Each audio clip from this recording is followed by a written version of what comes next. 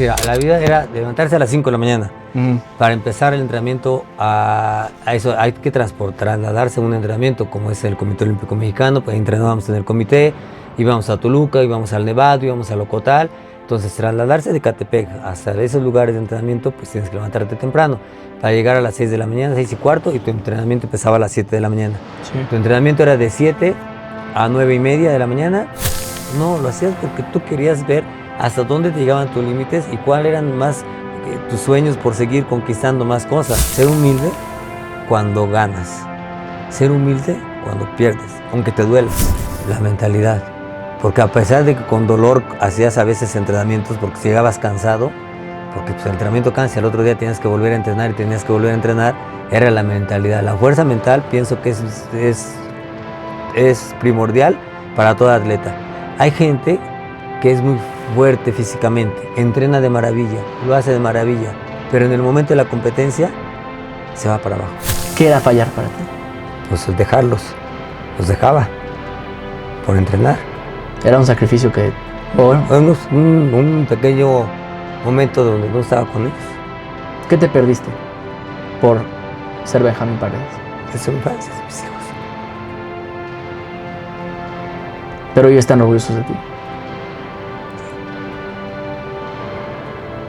Pero porque eres orgulloso, eres ambicioso, pero nos enseñas hoy en día lo que vale la pena y que ellos tienen que hacer.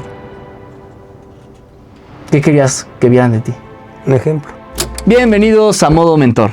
Hoy nos acompaña un hombre que hizo de la disciplina un estilo de vida. Un atleta que representó a México en 2 Juegos Olímpicos, campeón panamericano y protagonista de uno de los más memorables finales de la historia del Maratón de Nueva York. Pero más allá de las medallas y los récords, su historia es un testimonio de lo que se puede alcanzar con perseverancia, determinación y sobre todo, fortaleza mental. En este episodio hablamos de los sacrificios que nadie ve, de cómo se construye una mentalidad capaz de resistir el dolor y también de las lecciones que nuestro invitado tuvo al competir en las esferas de más alto rendimiento. Los dejo con un gran invitado, Benjamín Paredes. Pues bueno, Benjamín Paredes, bienvenido a Modo Mentor. Es un gusto tenerte aquí. Además, eres mi profesor. Muchas gracias por estar aquí. A mí es un gusto también poder compartir pues parte de mi historia, mis experiencias. Es un gusto también que bueno que me invitaste y que apenas llevamos un mes conocidos, pero conociéndonos y que pues se da la oportunidad de poder intercambiar estas experiencias, ¿no? Y sobre todo con un fin que es más allá de nosotros, que es poder impactar a otras personas, conocer tu historia, tus hábitos, qué decisiones fueron cruciales en tu vida para hoy poder ser un ejemplo del deporte, que no nada más se queda en el deporte, sino también en valores. Estuviste en los Juegos Olímpicos de Atlanta en el 96, en los de Sydney en el 2000, pero me gustaría estar en el presente. ¿Cómo estás hoy? O sea, lejos de ese nivel de competencia, lejos de ese nivel de exigencia personal, ¿cómo te encuentras? Hoy feliz, contento por todo lo que me ha dado el deporte, por todo lo que tuve la oportunidad de poder lograr. A veces, como dicen, sin querer queriendo, soñando, a veces los sueños se llegan a romper y de repente dices, otra vez quiero soñar y que vuelves a poder trabajar para lo que quieres estar terminando, que es un sueño se haga realidad. Realmente estoy realizado como ser humano, como deportista y ahora como entrenador. O sea, hay muchas cosas que hacer y todavía en la vida, pero sí me siento feliz, tranquilo, en decir que tuve la oportunidad como ser humano de llegar a donde soñé un día. Hablabas de que los sueños se construyen y a veces se rompen. Investigué que en los Olímpicos del 68 fueron particularmente relevantes para tu vida. Lo veías por televisión y veías a esos atletas y soñabas con en algún momento poder pertenecer a esa comunidad deportiva, pero no solamente en eso, sino representar a un país. ¿Cómo empezaste a soñar? ¿Cómo era el Benjamín de ese entonces? ¿Cómo era tu entorno? ¿Y qué decisión fue la que te hizo cambiar el rumbo de tu vida para orientarla a correr y correr y correr? Fíjate que a veces uno te gusta algo y de repente se te dan otras circunstancias. A lo que voy. Pues mi padre era un obrero de una empresa y me llevaba los domingos a ver el ciclismo. A ver, porque había un equipo de ciclismo en su empresa. Me llevaba a ver el ciclismo y yo estaba enamorado de las bicicletas. O sea, oía el ruido de las mariposas de acero, que le llaman, mariposas de acero, porque soy como mariposas, las llantas, como suenan en el asfalto. Veía cómo competían, cómo competían, y me veía cómo sus piernas de los ciclistas que les brillaban porque le echaban aceite, les daban masaje, y decía, ay, algún día quisiera ser ciclista, quisiera ser ¿cómo se llama? Quisiera tener una bicicleta de ahí para poder hacerlo, ¿no? Y siempre cuando yo me iba a su empresa, me llevaba él con su bicicleta de media carrera y a mí me tocaba mi bicicletita de ese turismo. Iba pedaleando, porque llegábamos a los campos de fútbol, él se ponía a jugar fútbol, y en los 15 minutos que había, pues me ponía a jugar fútbol. Entonces de niño juegas todo. De niño juegas, ves, si quieres ser el Pelé, quieres ser esto, quieres ser el ciclista, quieres ser todo de niño, ¿no? Porque tienes ejemplos dentro de tu vida diaria, también como en la televisión o en el radio, lo que tú quieras, y soñaba. Entonces quería ser ciclista, pero al mismo tiempo estaban los Juegos Olímpicos del 68, veía pues los atletas que participaban, ¿no?, en todas las pruebas, y también llegó en México el Mundial del 70, donde estaba Pelé, Garrincha, pues esos jugadorazos que estaban ahí, otros de italianos y todos los demás tú quieres, y de repente veía los Juegos Olímpicos y me salía al parque o al llano ahí donde vivía en Ecatepec, y quería ser el Pelé, quería ser el portero.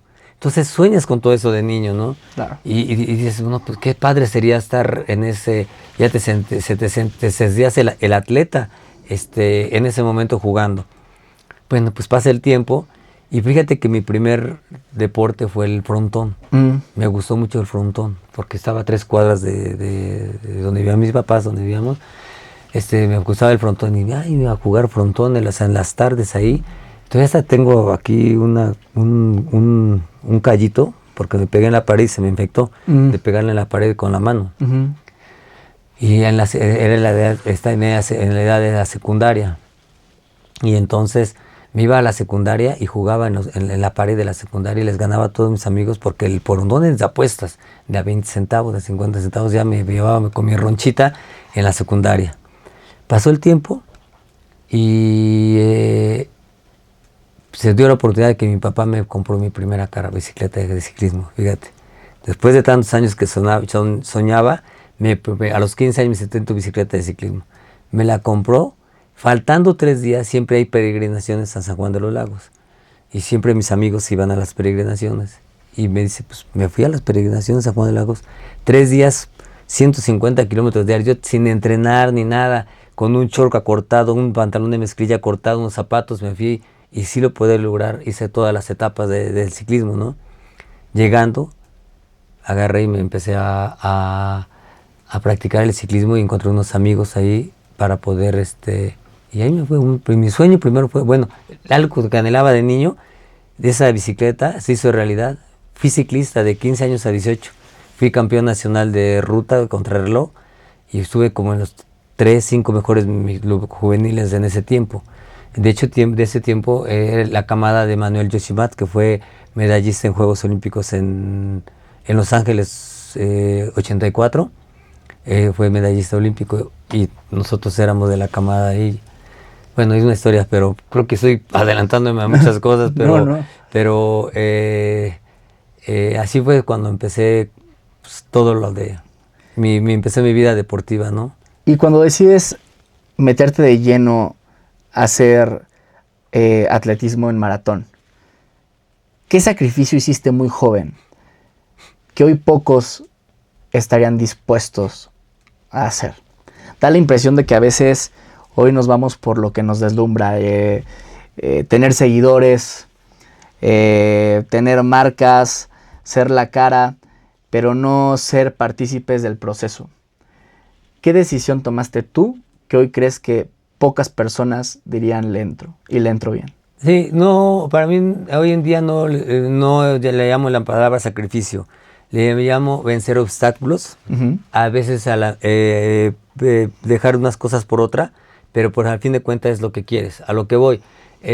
Para mí no era sacrificio, era una fiesta. Para mí no era un sacrificio dejar de ir a algún lado a una reunión. No era sacrificio, porque lo que quería era competir. Y si hoy de ahí iba un rato a una reunión familiar, una fiesta, o dejaba de ir a una fiesta de un amigo, para mí no era sacrificio, porque para el otro día era domingo la competencia o el sábado, para mí era descansar, prepararme, porque al otro día tenía que competir. Sí. Y eso se llama disciplina. Eso se llama disciplina. Y eso se llama romper barreras, vencer esos obstáculos que los quieres que vencer. Con cualquiera te lo hace, ¿no? Y sabes, tocas un tema buenísimo porque mucha gente admira la medalla o el resultado. Yo mismo en este podcast, ¿no? A veces vemos el equipo, la evolución que estamos teniendo, pero todavía queremos más y sabemos hacia dónde queremos estar. Y a veces es difícil mantenerse con actitud cuando el obstáculo es más pesado.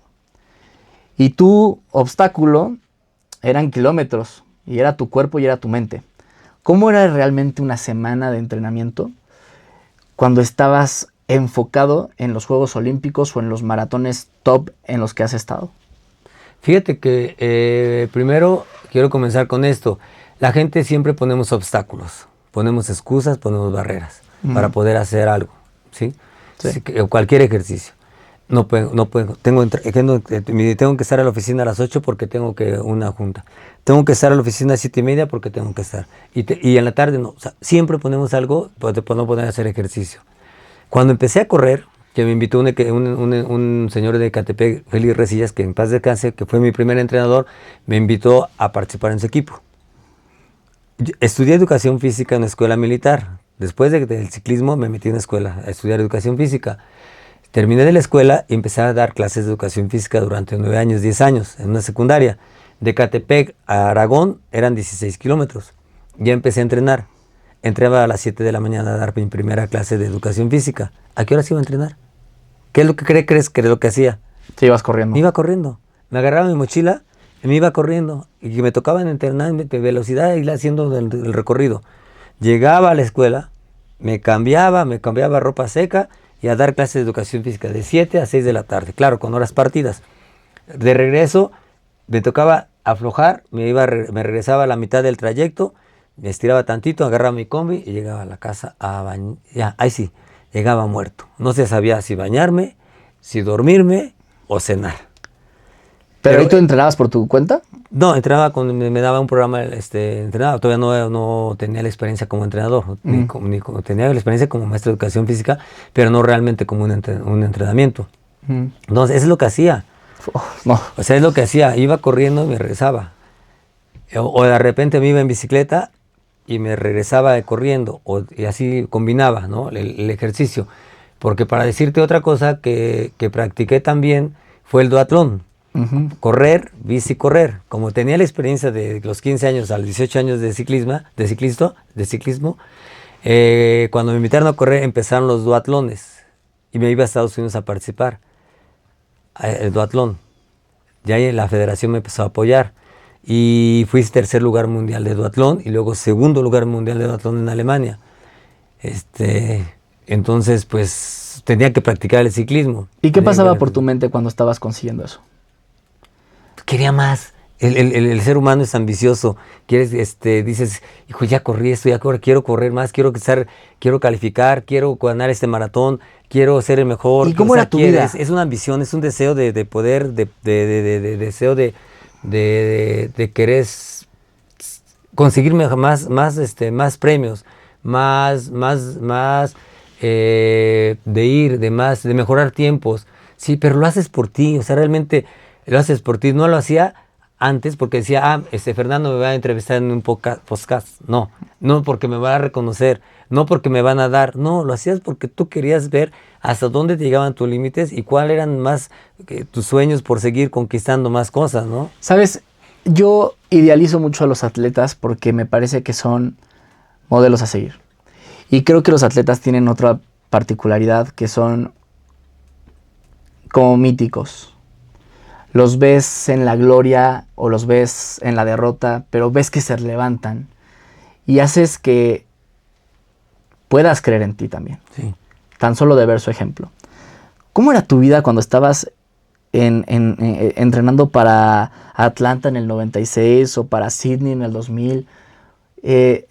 Hoy te veo mucho más relajado, te veo buscando inculcar las enseñanzas que has tenido a lo largo de todos los kilómetros, y estos kilómetros no los digo de metáfora. ¿Cómo era la vida de alto rendimiento? Pues mira, la vida era levantarse a las 5 de la mañana. Para empezar el entrenamiento, a eso hay que trasladarse a un entrenamiento como es el Comité Olímpico Mexicano, pues entrenábamos en el comité, íbamos a Toluca, íbamos al Nevado, íbamos al Ocotal. Entonces, trasladarse de Catepec hasta esos lugares de entrenamiento, pues tienes que levantarte temprano para llegar a las 6 de la mañana, 6:15, y tu entrenamiento empezaba a las 7 de la mañana. Sí. Tu entrenamiento era de 7 a 9:30 de la mañana, desayunar a veces, o si tenías si no, tenías que ir a hacer bicicleta o nadar, porque es lo que me gustaba. Ya después desayunabas, descansabas un rato, dormías, te ponías a hacer un poco de fuerza y tenías otra sesión de entrenamiento, ¿sí? O sea, ya cuando me dediqué y me dieron permiso en la escuela por dedicarme a correr, ya era así diferente. Ya tenía tiempo para descansar, ya tenía tiempo para hacer fuerza, ya tenía tiempo para otras cosas, y mi vida era dedicarme completamente al deporte. Ya no tenía que ir a trabajar. Y a esas alturas, ¿qué pesa más? ¿La mentalidad o la resistencia corporal? La mentalidad. Porque a pesar de que con dolor hacías a veces entrenamientos porque llegabas cansado, porque pues, el entrenamiento cansa, el otro día tenías que volver a entrenar y tenías que volver a entrenar, era la mentalidad. La fuerza mental pienso que es primordial para todo atleta. Hay gente que es muy fuerte físicamente, entrena de maravilla, lo hace de maravilla, pero en el momento de la competencia se va para abajo. ¿Sí? Y los ves, porque tú los ves, sí, los veo. Tengo sabes, atletas, tengo atletas. Y una de las cosas que te puedo decir, ¿cuáles fueron mis valores como deportista? Mi mente. O sea, mi mente fue la que me llevaba a poder ganar o estar dentro de los primeros lugares. ¿Cómo la controlabas?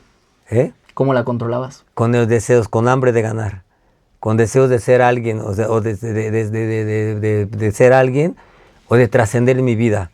No por la presunción, sino porque lo quería hacer. Quería llegar a Juegos Olímpicos, estar así, quería llegar a otros Juegos Olímpicos, ser el mejor de maratón, que ganar el maratón de la Ciudad de México, ganar esto, estar dentro de esto. Eso es lo que me llevaba a hacer, la mente. Físicamente me dolía, o sea, hoy recuerdo competencias que sí, casi como que si las estuviera viviendo. El dolor que sentías, el esfuerzo que sentías en los músculos, el esfuerzo que sentías en tu respiración, el sentir, y que desde el primer kilómetro sentías que ibas a tope, que no sabías si ibas a aguantar los 10 kilómetros o los 21 o el maratón, era duro, pero tu mente te sacaba adelante. ¿En qué pensabas cuando no podías? Cuando tus pies estaban destrozándose, cuando sentías que tu respiración estaba o sea, que podías sentir tu respiración en los oídos. ¿En qué pensabas? En que quería hacer las cosas, en que mis deseos de poder llegar en los primeros lugares. Sí, esa es una de las cosas, primero, en ser, el hecho de quiero ser, quiero estar, ¿no? Y la otra es que también tienes a tu espalda mucha gente que te respalda, ¿no? Que era mi familia, mis hijos, decía, no los puedo fallar. ¿Qué era fallar para ti? Pues dejarlos, los dejaba por entrenar. Era un sacrificio que... Bueno, un pequeño momento donde no estaba con ellos. ¿Qué te perdiste por ser Benjamín Paredes? De su infancia, de mis hijos. Pero ellos están orgullosos de ti. Sí. Pero porque eres orgulloso, eres ambicioso, pero los enseñas hoy en día lo que vale la pena y que ellos tienen que hacer. ¿Qué querías que vieran de ti? Un ejemplo. pero no el ejemplo de dejarlos, el ejemplo de ser algo, de poder conseguir algo en la vida. ¿Y has podido tener esa conversación con ellos? Sí, ahora lo valoran ellos. Dice, hoy sabemos el sacrificio que hizo, que no estuvo con nosotros, y lo valoramos, y sabemos por qué lo hizo, ¿sí? Porque hoy pude darles a lo mejor su educación, a través de lo que pude tener como material, pues se los pude dar de alguna manera, ¿no? ¿Sabes? Pues sé que los quiero. 2 Juegos Olímpicos. ¿Cuántos maratones? 42. Es que no había otra forma, Benjamín. Sí. Entonces, ¿sabes que si también hay una cosa que de repente tú vas corriendo y si sabes que vas en tercer lugar y vas a ganar un premio de X cantidad, y si vas por un premio que es lo triple o lo cuádruple, ¿qué haces? Te esfuerzas por ganar ese premio también. Llega un momento en que tu mente piensa en todo.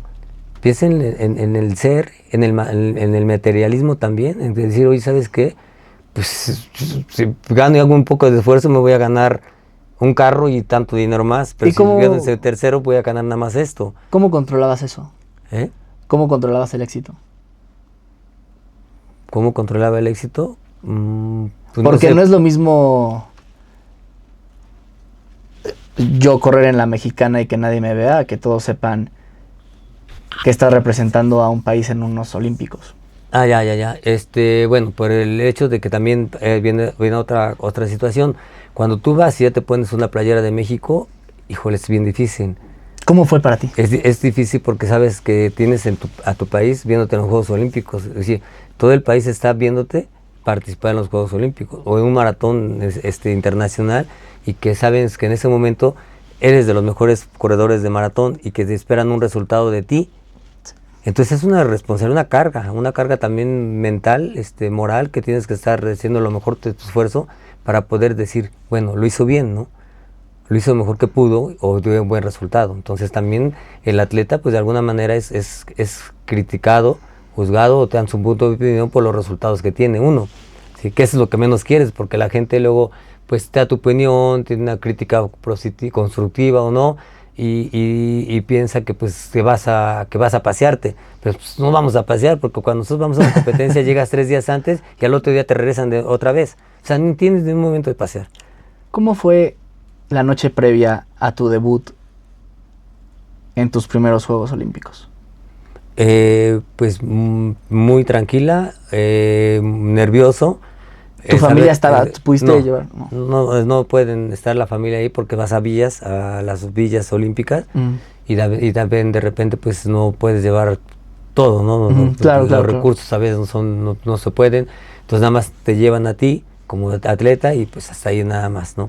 Pero es un día antes, 2 días antes, 3 días antes, pues estás pues con la duda de cómo te va a responder tu cuerpo. Sabes que vas preparado y sabes que te vas a enfrentar además a muchos atletas de todo el mundo, y si sabes que ya los conoces algunos que han ganado ese maratón, que han ganado el otro, que están en los primeros lugares, que ya fue campeón olímpico, ya fue récord mundial, o ya están ahí. Entonces vas a enfrentar a ese grupo de atletas. Entonces dices, no, voy a hacer mi mejor esfuerzo, no voy a dar por vencido. El nombre de ellos es lo de menos. En ese momento ya todos somos iguales, y las marcas y lo que tú quieras ya no valen. Es otra prueba diferente, y que ya estamos en todas las mismas condiciones, ¿no? Tuve una experiencia en el 94, en el maratón de Rotterdam. Había un cuate que había ganado, fue un japonés que había ganado en el 92, había sido campeón olímpico. Yo ni siquiera lo conocía, y fui a Rotterdam a correr, y resulta que iba corriendo a un lado de él por el tercer lugar. Dijo, tengo que ganar al japonés, ¿cómo me voy a ganar? Y entonces pues le gané. En el cierre le gané. Y cuando me di cuenta, dice, no, es que fue campeón mundial de maratón hace 2 años. Digo, oh. O sea, dije, qué bueno que le ganó un campeón mundial, ¿no? O sea, no me di por vencido, ni sabía. A lo mejor si se hubiera sabido, me hubiera intimidado, o al contrario, le gano. Pero cómo es la mente y cómo es el deseo también de que en ese momento, para ti todos los corredores del país que sean, de lo que sea, no te debes dejar ganar. ¿Cuáles fueron tus mayores aprendizajes en esos? ¿Y qué aprendiste de ti? Que nos puedas compartir de esos 2 Juegos Olímpicos. a los que asististe y tuviste una gran participación? Que la raza, el país, la estatura, el color, la forma en que vives no va a ser determinante, no es un punto de que puedas ser, te puedan vencer, ¿sí? O sea, no sé, fíjate que en el 96 en Juegos Olímpicos nos enteramos que al equipo español le estaban dando todo el apoyo para que ganara un cuate que se llama Martín Fish, un español, que en ese momento era el mejor maratonista, había ganado medalla de oro en el campeonato mundial, apostaban por él todo.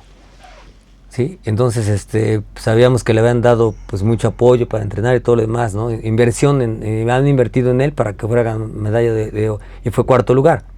Y nosotros los periodistas nos decían, oye, ¿cómo ves que con esto y este apoyo? Le decíamos nosotros con nuestros nopales, con nuestras tortillas, nuestros frijoles, tenemos que estar ahí, ¿no? Y sí, no nos fue tan mal, de hecho, fue la mejor participación de los maratonistas en Juegos Olímpicos. Germán Silva, sexto lugar. Germán Silva. A mí me tocó estar en el 8º lugar y a Dionisio Cerón en el 14º lugar. O sea, fuimos el mejor equipo mexicano que metió entre los primeros 20 a los 3 mejores maratonistas, ¿no? Entonces, es padre saber que estuviste dentro de esa historia, de saber que fue mejor equipo olímpico, ¿no? Y sabes, mientras te investigaba hay una historia, me parece entrañable, que tuviste con Germán Silva en el Maratón de Nueva York de 1994. Cuéntanos un poco de esa historia. ¿Por qué se hizo tan recordada? Me parece que tú ibas adelante y Germán se desvió, después y además iban en los 2 primeros lugares, vuelve y te alcanza. ¿Qué pasó?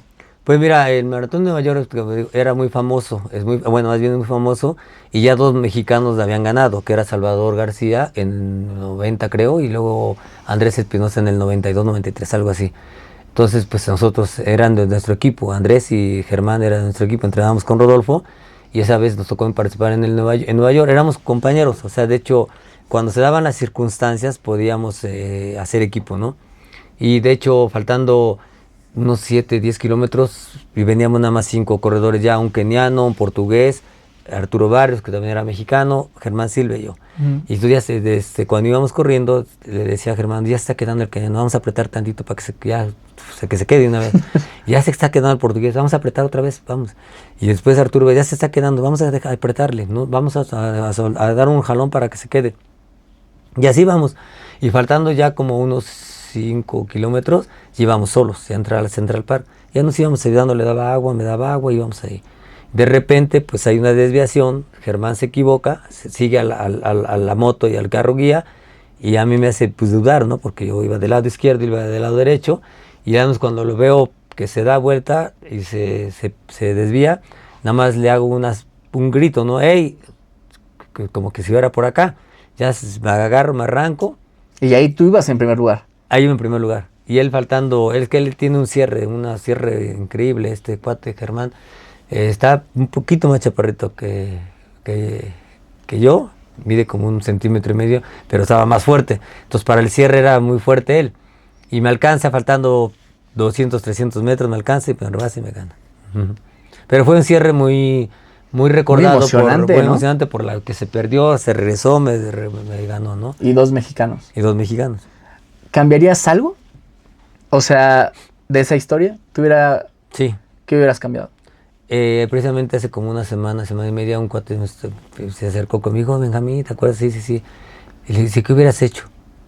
Hubiera hecho esperarlo. O sea, cuando él se desvió, me hubiera esperado, o sea, parado y hubiera dicho, ándale, corre, pícale, vamos para que nos vayamos los 2 juntos. O sea, ahí mi inercia fue arrancar y aprovecharme. Pero es que es parte del deporte. Sí, pero sí, cuando iba corriendo, iba solo y él todavía no me alcanzaba. Creo que no le metí como debía meterle, o sea, como él lo hizo, desesperado y ansioso de poder que no me alcanzara, como que iba corriendo y entonces pensé, si gano, va a ser un primer lugar como que no saboreado, porque van a decir, le ganaste porque se perdió, porque se equivocó. Entonces dije, qué bueno que me ganó, que se retomó y me ganó. Entonces creo que eso, lo que hubiera hecho para eso, lo que era esperarlo y seguir corriendo los dos juntos. Y en los últimos 100, 200 metros, ahora sí que a ver quién ganaba. ¿Cuántos maratones me habías dicho? 42. 42. Ajá. Estoy seguro que en esos 42 algunos no salieron como tú querías. ¿Mm? ¿Cómo recomponerse rápido de esos momentos en los que la vida, el deporte o las circunstancias no van de la mano con nuestras expectativas y nuestro esfuerzo? Eso no lo vas tú planeas tu estrategia, tú planeas haces tu plan, plan A, plan B y quizá plan C. Y a veces no sale uno, pero no, sabes que esa decisión que tomas, la tomaste en ese momento. Uh-huh. Ya no puedes arrepentirte porque la tomaste. Te vas o vas a meditar que a lo mejor estuvo bien o no estuvo bien, pero ya está al final de la competencia. Y siempre les he dicho a mis atletas, ningún maratón, ninguna competencia vas a quedar satisfecho. O sea, al 100%. Porque siempre, hijo, si hubiera podido correr más rápido, ganaste. Uh-huh. Hubiera podido correr más rápido. El último kilómetro. Lo hubiera dejado desde antes. Hubiera hecho esto. O sea, siempre hay algo que siempre te vas a quedar con esta pequeña espinita, aunque hayas ganado. ¿Cuál fue tu espina? ¿Con qué espina te quedas de todo lo que lograste? De ganar una medalla olímpica. Quedé en 8º lugar. Y una toma de decisión en el kilómetro 30, cuando se escaparon los 3 que ganaron, ajá, en ese momento pensé, se están alocando y vamos a alcanzar más adelante, ya nos alcanzamos. Creo que una toma de decisiones que les he dicho, debes de que a veces no dudar de tu instinto. Tuve un instinto y dije, no, vamos a aguantar más, se van a tronar, los vamos a alcanzar, y no los alcanzamos. Pero también en ese momento hubiera pensado, me voy a arriesgar para poder, ¿cómo se llama? Ser más combativo y pelear una medalla. Y pues no pude. Pero lograste muchas cosas. Me llama mucho la atención lo que comentabas de esta historia con Germán. Lo hubiera esperado. ¿Cómo se puede construir confianza con alguien que también puede convertirse en tu rival? Porque lo hemos visto, por ejemplo, en la Fórmula 1, el caso del Checo Pérez con Verstappen y demás, que parece imposible lograr una competencia sana. Sin embargo, creo que es lo mejor para poder edificarse y poder cimentar algo que además representa a un país como México, ¿no? Que en su caso estaban haciendo. ¿Cómo le hacías para no verlo como tu rival? Para que fuera algo sano. Pues yo creo que es una cuestión de personalidad o algo, o de un sentimiento. No debes de ser envidioso. Yo creo que la envidia no es parte del ser humano. O sea, el saber reconocer que alguien puede ser mejor que tú y que puedes compartir un primer lugar, o que te puede ganar y ayudarle a alguien que lo haga, es como si tú hubieras ganado. Y a mí me pasó 3 veces dentro de un maratón. O de una competencia, una vez en una prueba de 10,000 metros planos de campeonato nacional, si ya no podía, ya me costaba trabajo, iban 2 cuates adelante de mí, eran más rápidos, porque mi prueba no era de 10,000, mi prueba era maratón, y llegó un chavillo que iba a mi lado y dije, ese puede, y le dije, Jonathan, dale duro, los puedes alcanzar, faltaba vuelta y media, 2, le agarré y que lo empujo, o sea, le empujé tantito para que se encarrara, que no estaba permitido. Ya lo empujo, porque no puedes tener contacto con ningún atleta, ¿no? Y más si lo empujas tanto, agarré, le digo sí, y que lo empujo, que se arranca y que llegue en tercer lugar, no sabes, o sea, me hizo, porque gracias, profe, y su entrenador, gracias por Benjita, porque me dicen Benjita, beso, Benja, por ayudarlo, porque quedó tercer lugar nacional. Luego otro, igual, en una competencia, le digo, ¿sabes qué? Me están cuidando a mí. Me están cuidando, porque pues, sabes que eras el bueno para poder ganar la competencia. Le digo, ¿sabes qué? Me están cuidando. Cuando demos la vuelta del retorno, tú te jalas, te vas, no te van a seguir. Y tú dale. Si ganas, dale, tú ganas, ¿eh? Yo no te preocupes, yo me voy atrás de los de cuando se arranquen y te quieran seguir, voy atrás de ellos. Y si yo puedo, pues los brinco. O sea, como que trabajo en equipo. Y ese día también este chavo ganó la competencia. O sea, se fue, ganó. Y el que me andaba cuidando, pues, cuando se dio cuenta que ya yo ya no iba a hacer nada, que se arranca. Y por poquito, faltando 5 metros a la meta, o sea, el otro le ganó, mi amigo. Y entonces dije, qué padre que ganó, porque si no nos iba a ganar a los dos o algo. Entonces dije, prefiero que gane él que ninguno de los dos ganemos. Es que estoy volado porque son valores en el deporte. Sí, eso, el deporte te da valores. Uh-huh. ¿Qué valores extrapolarías? ¿Qué valores del deporte, de lo que tú has vivido, crees que todos deberíamos de tener? Que nos haría una mejor sociedad. Es saber reconocer, o sea, una de las cosas es la humildad, como tú dices, ser humilde cuando ganas, ser humilde cuando pierdes, aunque te duela. No nos gusta perder, no nos gusta hacerlo, pero tienes que reconocer cuando alguien fue mejor, no enojarte, saber reconocerlo y decirle, pues, felicidades, me ganaste, pues sí, ni modo, hoy fue tu día, ¿no? Y cuando también tú ganas, felicita a los que llegan atrás de ti, pues hicieron su mejor esfuerzo, pero pues a lo mejor no pudieron ganarte. Entonces creo que es una de las partes que nosotros tenemos que tener como seres humanos, saber ser humildes en las cosas, ¿no? ¿Qué otro? ¿Qué otro se te viene a la mente que aprendiste en los deportes? El compañerismo, ayudar, ayudar a la gente que puedes ayudar, ¿no? También esa es una de las cosas importantes. Y tanto la humildad como el compañerismo deben de estar en el que es el atleta, porque tiene mentores. Y de nada sirve tener un mentor si no va a ser lo suficientemente humilde para escucharlo y lo suficientemente compañero como para saber que lo que él te lo deja por algo. ¿Quiénes han sido tus grandes mentores? Mira, por eso hoy en día, ahorita, antes que te conteste eso, por ello hoy en día lo que aprendí, Uh-huh. lo que estudié, Uh-huh.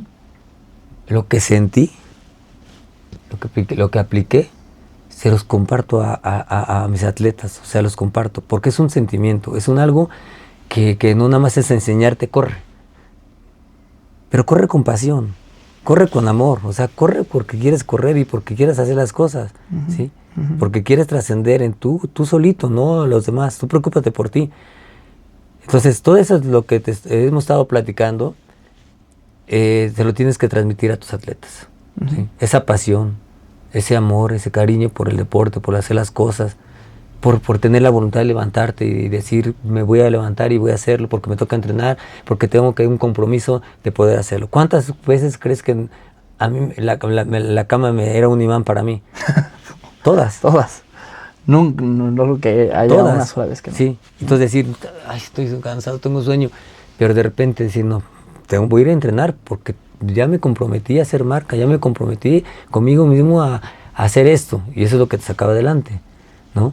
Entonces, eso es algo importante de poder transmitir a la gente por la pasión que lo hagas, por tu trabajo, por tu trabajo. Llega al trabajo con gusto, llega al trabajo con esto, llega a la reunión con esto, llega a la reunión, llega hacia las cosas. Servir.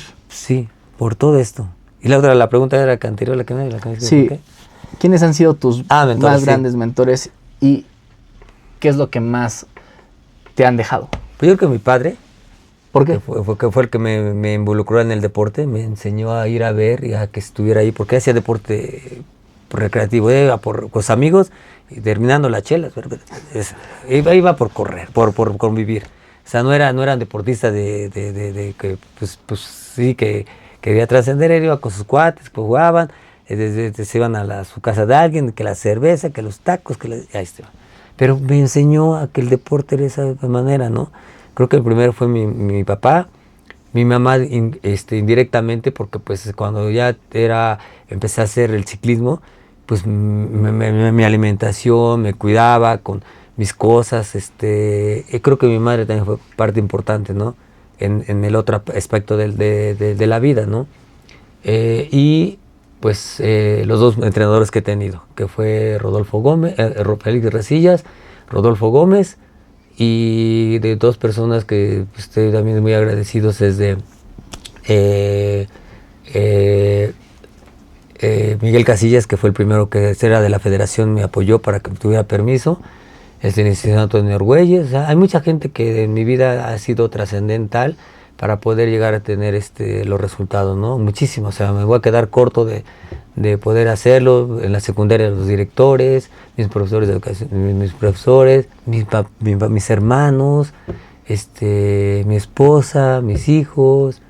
O sea, Benjamín, yo creo que todo esto es algo claro, que llena para poder llegar. Si no tienes el respaldo de todos ellos, pues no. creo que te has dado cuenta que la forma de entrevistar en modo mentor no es la convencional, porque se tocan muchos temas que son muy conocidos, pero otros que buscas develar al personaje, ¿no? Y este material va a perdurar, o sea, se va a subir y cuando yo me muera va a estar. Y cuando todo el equipo que nos acompaña ya no esté, va a estar este material. Me gustaría hacer contigo un ejercicio que no he hecho nunca. Y va a ser un ejercicio que leí en un libro de Salvador Alba que se llama Tu vida, tu mejor negocio. Y este es una serie de una metodología para encontrar el propósito. Pero hay una parte donde dice, si hoy fuera para encontrar tu propósito, que escribas una carta, ¿no? Que no la vas a escribir. Pero, ¿qué le dirías a esas personas importantes si hoy fuera tu último día? Y quiero que este episodio lo escuchen tus hijos, porque es mi profesor y porque necesitamos audiencia. No, pero sobre todo porque creo que es un espacio donde les puedes dar un mensaje que quizá no lo has hecho nunca en otro sitio que perdure y mostrar ese lado del gran atleta, Entonces, me gustaría cerrar este podcast con 2 preguntas. La primera, ¿qué le dirías, viendo a cámara si quieres, a tus hijos, después de haber escuchado todo el sacrificio y toda tu historia, que me parece fantástica y fabulosa, y por lo cual además te estoy muy agradecido? Y el segundo, ¿cómo te gustaría ser recordado como mentor? Bueno, a mis hijos les decía gracias por que a ustedes fui grande. Porque me permitieron lograr mis sueños. Y a todos mis mentores, a toda la gente que me ha apoyado, gracias por creer en mí, por apoyarme y porque todo lo que hice fueron también sus logros y que los vieron a través de mis competencias lograrlo. Todo lo que hice, ustedes lo hicieron también. Benjamín, ¿y a ti cómo te gustaría que te recordaran? Como a Benjamín Paredes, nada más. Creo que ha sido la respuesta más original que me han dado. Sí. Te agradezco mucho, profe Benjamín, por tu humanidad, por tu tiempo, por tu conocimiento y por estar en modo mentor. Al contrario, gracias a ustedes y pues esos sentimientos es de transmitir lo que quieres, lo que sientes. Lo que uno es. Y lo que eres, exactamente. Gracias, profe. Gracias. Este fue un capítulo entrañable de Modo Mentor. Hasta la próxima. No se olviden de suscribirse, darle like. Nos vemos en la siguiente.